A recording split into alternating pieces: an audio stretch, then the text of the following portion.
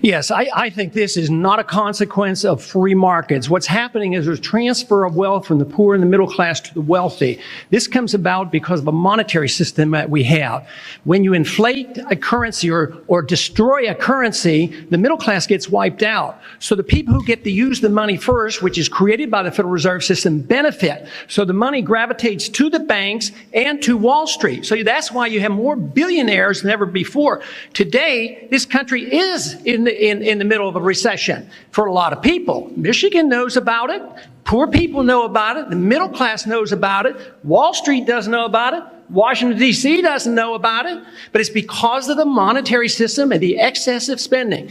As long as we live beyond our means, we are destined to live beneath our means, and we have lived beyond our means because we are financing a foreign policy that is so extravagant and beyond what we can control, as well as the spending here at home, and we're depending on the creation of money out of thin air, which is nothing more than debasement of the currency. It's counterfeit, and it is a natural, predictable consequence that you're going to have people benefit from it and other people suffer. So if you want a healthy economy, you have to study monetary theory and figure out why it is that we're suffering. And everybody doesn't suffer equally, or this wouldn't be so bad. It's always the poor people, those on retired incomes, that suffer the most. But the politicians and those who get to use the money first, like the military-industrial complex, they make a lot of money and they benefit from it. Thank you. When a country lives beyond its means and they can't tax anymore and their borrowing power is lost, which is what's happened to our country, because we spend $800 billion a year more than we produce, what happens then is the government resorts to printing money. And since we removed the backing of our currency, we print money at will, and it's only normal and natural and logical to figure, well, if you print too much money, the value of the dollar is going down. That's what inflation is. Then the prices go up. Most people just look at prices, but it's the printing of the money that counts.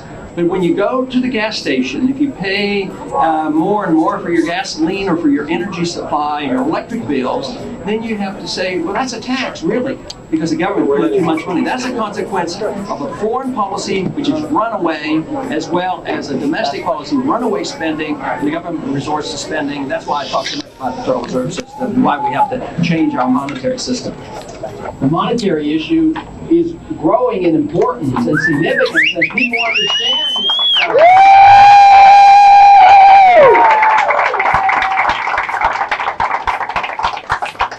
Every single day, we have to spend those dollars and we get less for it, and when we get paid with dollars that's losing value. So when the economic pundits up in Washington start talking about, it's probably going to be an advantage if we could only have a weaker dollar, it will help our exports. I've never heard anything more bizarre than saying to the American people, what we want to really do is reduce the purchasing power of your dollar and you're going to get rich over this. I mean, some of the economic policies that we have put up with for so many years makes no sense whatsoever. I think the fundamentals of monetary policy are very simple and easily understood. But deficit spending is so easy to understand too. How can a country thrive on deficits forever?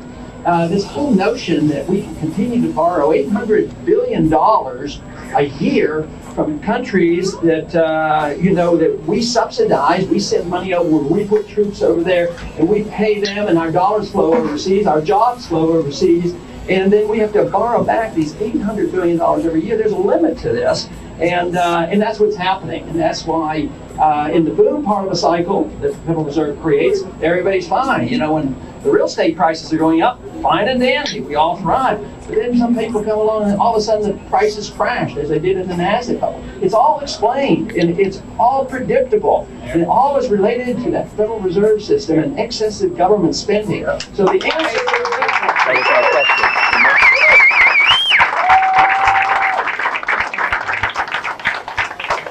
I've argued many, many times that the easiest place to cut the overseas spending without touching some individuals here in our country that have become dependent, I think unfortunately become dependent on government handouts.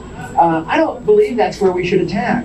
And yet we have seen some cuts in budgets here at home. At the same time, we cut nothing overseas. We increase these budgets overseas, and we're spending $1 trillion on our empire.